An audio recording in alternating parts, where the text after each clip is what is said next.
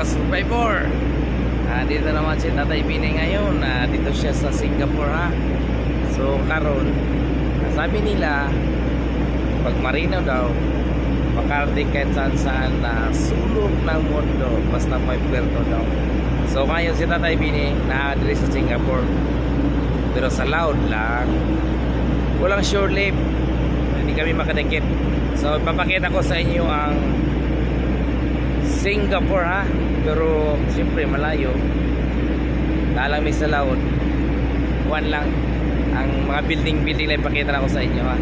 Di rin nyo makita ang daghan kayong klase-klase barko. Pareha na karon o gilarga na sila. Dito siguro sila nag-provision din yan o napagkiring.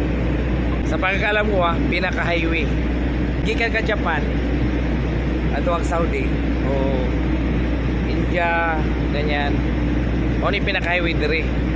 Pinaka-highway dira o na dira ang Malaysia daw. So si Tatay Bini hanggang tiin lang, setseeing lang pa. Ayan na. Ayan. Tingnan natin yung Malaysia.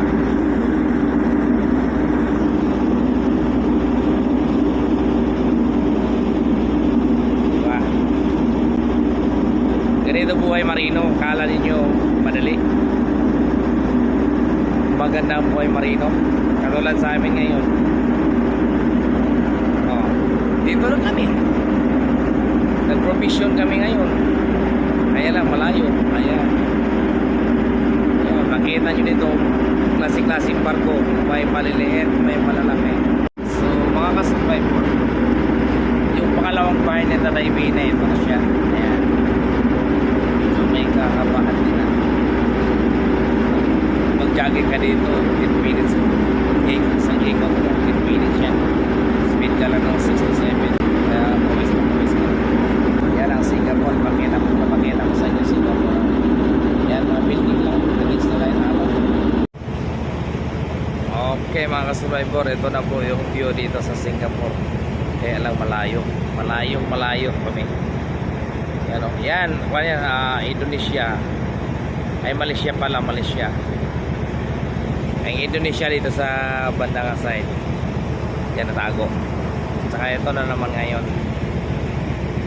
Ito yung pinakamaraming barko mga ka-survivor na naka-anchorage. Yung iba nagpangkering, ang yung iba nag-provision. Kaya ayan. Klase lang, diba? May maliliit, may mga malalaki. Ayan. May pinakamalaki. Wow. Hindi lang maklaro, malayo kasi.